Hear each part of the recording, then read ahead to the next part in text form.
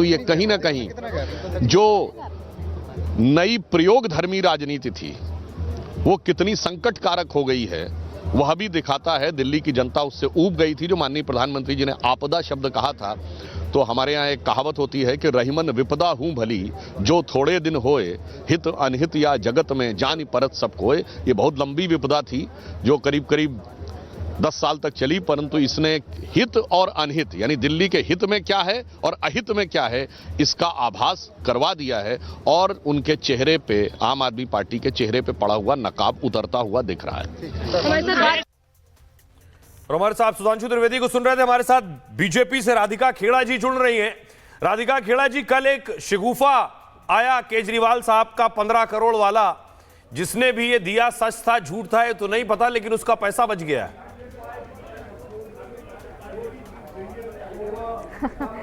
देखिए, ये बड़ी इंटरेस्टिंग बात थी कि ये लोग ऐसे बोल रहे हैं कि मतलब जो अभी ये विधायक चुनाव जीते भी नहीं है, हम पहले उनको कोई खरीदने चला जाएगा। जो सामान अभी मैन्युफैक्चर ही नहीं हुआ है उसको कौन खरीदने जाएगा। लेकिन और वैसे भी खरीदने की ज़रूरत किसी को क्यों पड़नी चाहिए। देश की डेमोक्रेसी है जहाँ पे लोगों की अपनी स्वेच्छा होती है वो किस पार्टी में रहना चाहते हैं, किस में नहीं, झूठों का साथ देना चाहते हैं कि राष्ट्रवादी लोगों का साथ देना चाहते हैं। लेकिन जो नतीजे सामने आ रहे हैं फिलहाल, वो सिर्फ और सिर्फ दिल्ली की जनता की जीत है, जिन्हें मुक्ति मिल रही है आपदा से। आपदा दिल्ली से टलती रही है, दिखाई दे रही है। तो this is a victory. Radhika ji, Nivan आपके साथ हैं, इस वक्त जुड़े हुए हैं। बहुत बधाई देती हूँ जी। वो जुड़े हुए हैं और वो कह रहे हैं कि अभी 12 बजे तक इंतजार कीजिए, ये तस्वीर बदलेगी। अब वो अभी 1.5 घंटा और है, थोड़ा सा इंतजार और करना है, ये तस्वीर बदल जाएगी और फिर आप लोग सफाई दे रहे होंगे कि क्यों हम दिल्ली हार गए। आपको याद होगा, आपकी और मेरी जो आखिरी डिबेट थी उसमें मैंने कहा था कि हम 50 सीटों में दिल्ली में सरकार बनाएंगे। बिल्कुल कहा था। और 12 बजे तक इंतजार करने की बात पे ना मुझे वो एक कहावत याद रह रही है कि मेरी चाची की मूछें होती तो वो चाचा होती। अरे 12 बजे आए, 2 बज जाए, 3 बज जाए, 4 दिन बीत जाए, कुछ नहीं होने वाला है। झाड़ू साफ हो चुकी है, दिल्ली से आपदा टल चुकी है। और बहुत शर्म की बात है कि आप लोगों की ऐसी हालत हो गई है। क्या हुआ? और मैं नुआन से लेता हूं इसी के साथ। राधिका जी, जो आप बातें कह रही हैं कि चाची की मूछें होती तो चाचा कहती है, नुआन अभी तक नहीं मान रहे हैं। लेकिन नुआन, मेरे पास जो आंकड़े हैं, जो नंबर्स हैं, उसमें कई सारी सीटें ऐसी हैं जहां 6-6 राउंड हो चुके हैं। और जो आंकड़ा है सबसे हाईएस्ट भारतीय जनता पार्टी का मुस्तफाबाद में 21,000 के मार्जिन से आगे चल रहे हैं। आपके पास क्या आंकड़े आ रहे हैं? अभी भी इंतजार करना है? देखिए सर, आप एक पर्टिकुलर सीट की बात कर रहे हैं, मैं आपको बहुत सारी सीटें बता देता हूं जहां बताइए ना। पार्टी आगे। मैं सिर्फ इतना कह रहा हूं कि हमें सत्ता की डेस्परेशन नहीं है, हमें बीजेपी की तरह सत्ता की डेस्परेशन नहीं है। इन्होंने तो अभी आधे राउंड भी नहीं हुए, इन्होंने ढोल बजाने शुरू कर दिए। They are desperate for power, we are not desperate for power. हम वेट कर रहे हैं जनता के आदेश का। जनता का आदेश काम के लिए है, हम तो ये वेट कर रहे हैं। हमने तो काम पे वोट मांगा है, हमें ये गर्व है कि हमने काम पर वोट मांगा है। हमने धर्म की जाति के लिए वोट नहीं मांगा भाजपा की तरह। समस्या ये, आप ये कह रहे हैं काम के लिए वोट मांगा, लेकिन जनता ने शायद यही कहा कि वो काम ही नहीं हुए, वो वादे जो किए वो पूरे ही नहीं किए, इसीलिए काम पर ही जनता ने भी वोट डाल दिया है। अब ये कम से कम जो रुझान है वो यही बता रहे हैं। राधिका जी जी, ये कह रहे हैं कि हमें डेस्परेशन नहीं है पावर के लिए, जीतने के लिए। भाई साहब, आपके पूर्व मुख्यमंत्री अरविंद केजरीवाल ने जब अपनी दिल्ली में राजनीति की शुरुआत करी थी, अपने बच्चों के सर पे हाथ रख के कसम खाई थी और बोला था कांग्रेस से गठबंधन नहीं करूंगा, ना घर लूंगा, ना गाड़ी लूंगा, ना सिक्योरिटी लूंगा। ये आपके पाप है जिनको आप भुगत रहे हैं। जो आदमी अपने बच्चों की झूठी कसम खाया, उसका नतीजा क्या है वो आज देखने को मिल रहा है, पूरे देश को देखने को मिल रहा है। आप लोगों ने दिल्ली के बच्चों के भविष्य के ऊपर अपनी 2000 करोड़ की शराब नीतियां बनाई। एजुकेशन मिनिस्टर बच्चों के बारे में सोचने की जगह अपना पैसा गटकने की तैयारी कर रहे थे, क्योंकि आप लोग जानते थे कि आप लोगों ने कोई काम नहीं किया है और इस बार आप चुनाव नहीं जीतेंगे। तो जितना माल हड़प सको हड़प लो, जितना इकट्ठा कर सको कर लो, क्योंकि इसके बाद आप लोगों का राजनीतिक अस्तित्व खत्म होने जा रहा है। जिस आदमी ने जिस पार्टी ने दिल्ली से अपनी शुरुआत करी, ये बड़ा सवाल है राधिका जी। झूठ बोल के क्या, दिस इज इम्पोर्टेंट जो आप बात कह रही है कि दिल्ली से शुरुआत की। निवान, आप लोगों को अब सोचना होगा कि जहां से आपने एक नई राजनीति की शुरुआत की दिल्ली, वही दिल्ली जब आपसे दूर हो जाएगी तो फिर पार्टी का क्या होगा?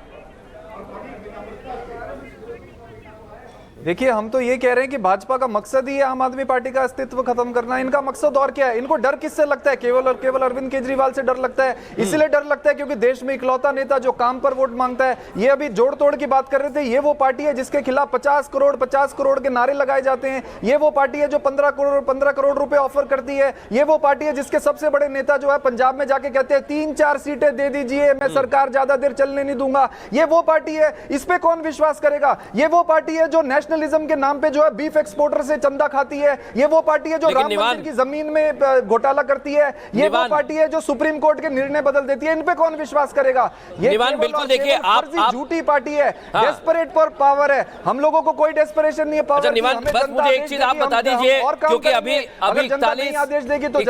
41 जो है आंकड़ा हो गया है। चुनाव आयोग की वेबसाइट मेरे सामने है, लगातार नंबर्स आ रहे हैं, नंबर्स आपको बता रहे हैं। ये आंकड़ा आपका कहां तक जाएगा? आप एक बार ये और बता दीजिए, आपके पास जो फोन में आ रहा है।